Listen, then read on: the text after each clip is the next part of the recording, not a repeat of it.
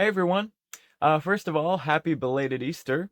I meant to have this video out yesterday, but it didn't end up working out, so you guys are gonna get it today instead. But anyways, I'm sure that you've all seen a bunch of he is risen posts going around, and you're talking about Jesus rising on Sunday. And obviously there's a lot of posts about Good Friday as well. But one thing that was on my heart yesterday that I didn't get the chance to talk about is the Saturday in between. I feel like a lot of people don't talk about that. I'm just gonna pull this in a little closer because my arm is tired.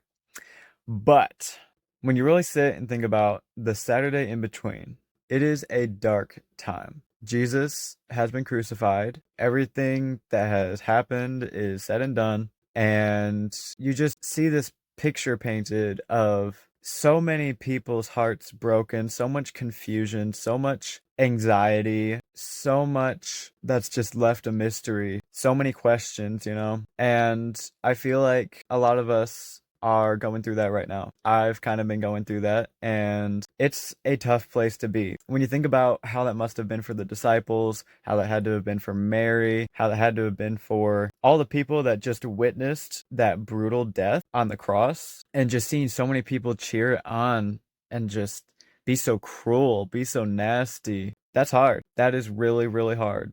I feel like a lot of us find ourselves in dark places like that where we've got a lot of questions, not really understanding what God is doing.